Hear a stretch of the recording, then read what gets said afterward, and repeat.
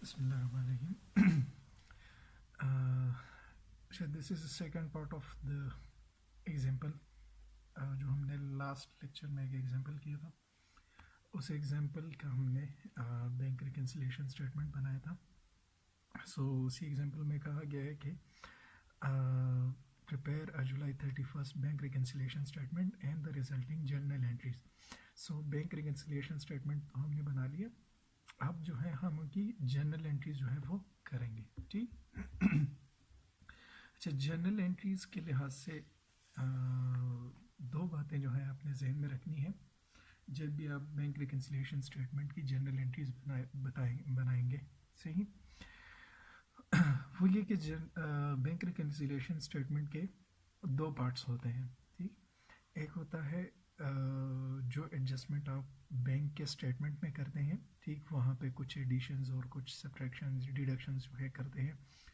दूसरा पार्ट जो आप अपने या बिजनेस के कैश लेजर अकाउंट में जो एडिशंस और जो डिडक्शंस करते हैं। ठीक। आपने जर्नल एंट्रीज जो है वो सिर्फ कैश लेजर या अपने बिजनेस के कैश लेजर के बनानी है। जो बैंक स्टेटमेंट में आप एडजस्टमेंट करते हैं, बैलेंस में एडजस्टमेंट करते हैं, उसकी जर्नल एंट्रीज नहीं बनाएंगे। क्यों नहीं बनाएंगे? क्योंकि बैंक स्टेटमेंट में एडजस्टमेंट का काम जो है वो बैंक का है। सही, वो बैंक करेगा। आपने अपने कैश लेजर अकाउंट में जो चेंजेस हुई हैं, जो इंक्रीज और डिक्रीज हुआ है, उसका इफेक्ट शो करना है थ्रू जर्नल एंट्रीज। सही। आपने पहली बात कि जर्नल एंट्री सिर्फ बनानी है जो एडजस्टमेंट आपने अपने कैश लेजर अकाउंट में की है। ठीक, पहली बात। दूसरी बात कि जर्नल एंट्रीज जब बैंक रिकन्सिलिएशन स्टेटमेंट के लिए बनेंगी वो दो ही एंट्रीज होंगी। ठीक, दो ही एंट्रीज होंगी। दो एंट्रीज किस लिहाज से कि जो आप कैश लेजर में जो है एक जगह पे आप एडिशन करते हैं, दूसरे जगह पे आप सब्ट्रैक्शन करते हैं। सही। जब आप एडिशन करते हैं तो आपका कैश बढ़ता है। सही, मतलब आपका कैश ऐड होता है। ठीक। और जब आप डिडक्शन करते हैं तो आपका कैश रिड्यूस होता है, मतलब डिडक्शन के इफेक्ट से आपका कैश रिड्यूस होता है। सही। दो ही जर्नल एंट्रीज होंगी। एक जर्नल एंट्री में आप कैश बढ़ने का इफेक्ट शो करेंगे और दूसरे जर्नल एंट्री में आप कैश रिड्यूस होने का इफेक्ट जो है वो शो करेंगे। ठीक। दो बातें जहन में रखनी होंगी। पहली बात कि बैंक रिकन्सिलिएशन स्टेटमेंट में जर्नल एंट्रीज बनेंगी सिर्फ कैश लेजर के लिए, बैंक स्टेटमेंट के लिए नहीं बनेगी। ठीक। और कैश लेजर में भी सिर्फ दो एंट्रीज होंगी। एक वो एंट्री जहाँ पे कैश इंक्रीज होने का इफेक्ट आप शो करेंगे जो कि एडिशंस की वजह से होता है। दूसरा आप कैश डिक्रीज होने का इफेक्ट शो करेंगे जो डिडक्शन की वजह से होता है। ठीक। अब जो हमने एडजस्टमेंट की है यहाँ पे दो ही एंट्रीज बनेंगी। सही। और वो दो एंट्रीज क्या होंगी कि एडिशन की वजह से आपने देखना है कि टोटल कितना कैश इंक्रीज हुआ है। एडिशंस का टोटल जो है वो $30 है, मतलब एडिशन की वजह से $30 आपका कैश इंक्रीज हुआ है। सही। आप जर्नल एंट्री क्या करेंगे? जर्नल एंट्री करेंगे आपका कैश इंक्रीज, मतलब कैश जब इंक्रीज होता है हम डेबिट एंट्री करेंगे। $30 आपका कैश इंक्रीज हुआ है। और किस वजह से हुआ है? ये $30 जो है किस मद में मिले हैं? ये $30 जो है ये वो अमाउंट है जो आपके बैंक अकाउंट में आपने इंटरेस्ट अर्न किया हुआ है। सही, आपने इंटरेस्ट अर्न किया हुआ है जो यहाँ पे शो कर रहा है। Bank statement showed a $30 interest earn on the bank balance for the month of July. मतलब इस महीने जो बैंक में आपने पैसे रखे हुए हैं वो एक्चुअली अपने सेविंग अकाउंट में रखे हुए हैं और सेविंग अकाउंट जो है उस पर मंथली इंटरेस्ट अर्न होता है। कैश आपका इंक्रीज हुआ है $30। किस वजह से हुआ है? इंटरेस्ट रेवेन्यू की वजह से हुआ है। रेवेन्यू $30 क्रेडिट हो जाएगी और रेवेन्यू की क्रेडिट एंट्री भी रेवेन्यू का इंक्रीज शो करती है। Cash debit 30 and revenue 30 credit. ठीक। अच्छा, दूसरा पार्ट जो है वो वो इफेक्ट शो करेगा जिसकी वजह से आपका कैश डिक्रीज हुआ है। सो कैश किस वजह से डिक्रीज हुआ है और कितना डिक्रीज हुआ है? सो कैश डिक्रीज हुआ है $253। सही, कैश $253 डिक्रीज हुआ है।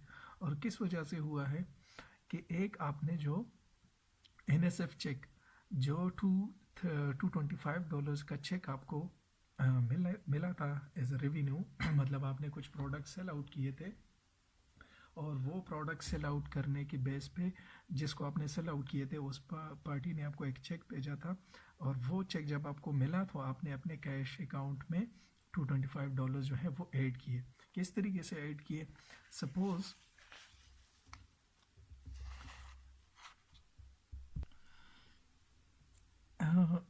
बैंक रिकन्सिलेशन स्टेटमेंट फिलहाल हम बना रहे हैं किस डेट के लिए?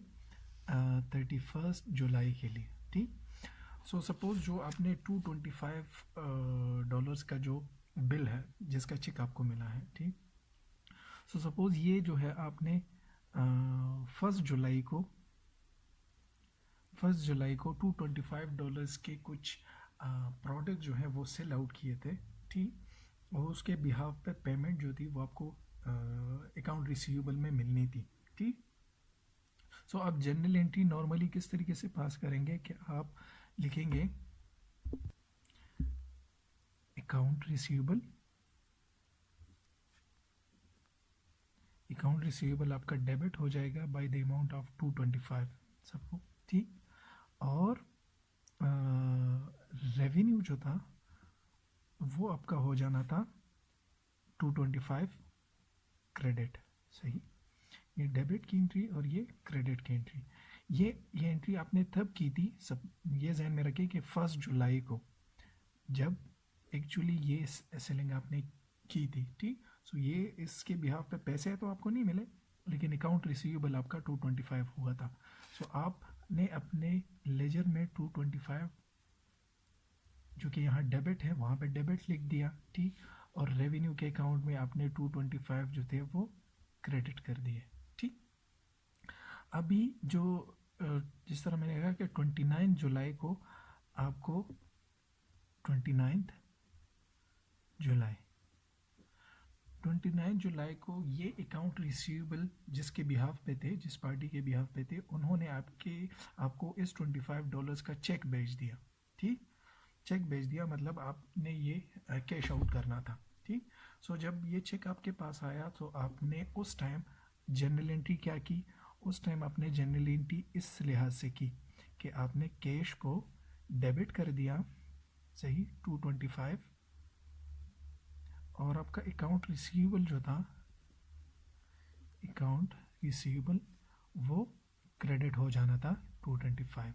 सही, मतलब ये अकाउंट रिसीवेबल जिसमें $225 पड़े हुए थे ये क्रेडिट हो जाना था 225। सही, ये बैलेंस ज़ीरो और ये 225 कहाँ चला जाना था? ये कैश में चला जाना था $225।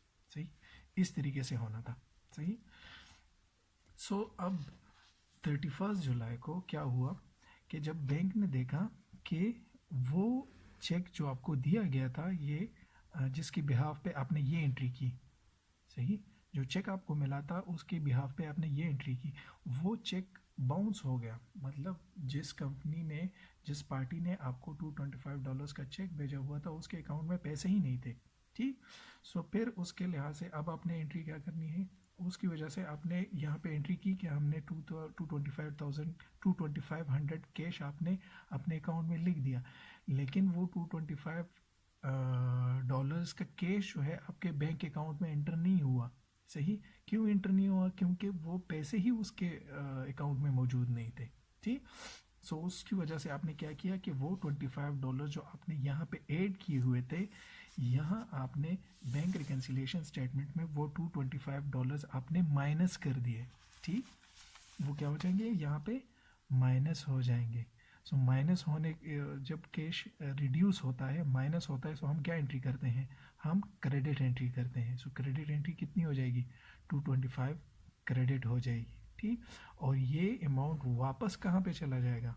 ये अमाउंट दोबारा यहाँ पे अकाउंट रिसीवेबल में आ जाएगा, क्योंकि ये अभी हमें मिले नहीं हैं। ठीक, ये पैसे अभी हमें मिले नहीं हैं, हमें मिल तो गए कैश के चेक की सूरत में, लेकिन कैश वो चेक जो था वो बाउंस बैक हो गया। लिहाजा हमने कैश को जो डेबिट किया हुआ था, हम ये समझ रहे थे कि ये हमारा कैश इंक्रीज हो गया। सो एक्चुअली वो कैश इंक्रीज नहीं हुआ, वो चेक बाउंस बैक हो गया। लिहाजा हमने वो इफेक्ट दोबारा कैंसिल कर दिया और उसी लिहाज से अकाउंट रिसीवेबल का इफेक्ट भी दोबारा क्या कर दिया, रिवर्स कर दिया। ठीक, सो वही जनरल एंट्री हम यहाँ पे करेंगे कि यहाँ हमने कैश क्या कर दिया, क्रेडिट कर दिया, अकाउंट रिसीवेबल क्या कर दिया, डेबिट कर दिया। सो वही हम यहाँ पे कर रहे हैं कि अकाउंट रिसीवेबल हम 225 डेबिट कर रहे हैं और कैश अकाउंट 225 क्रेडिट कर रहे हैं, लेकिन उसके साथ साथ हमने वो $28 की अकाउंट जो इन्वेंट्री हमने यहाँ पे देखिए, ये check number 781 for supplies cleared bank for 268 but erroneously entered in our books as 240। सही, सो हमने जो पेमेंट्स करनी थी $268 की, वो हमने गलती से अपने बुक्स ऑफ अकाउंट में 240 लिख दी। किस तरीके से? ये गलती जो हमने एक्चुअली की है वो इस तरीके से की है कि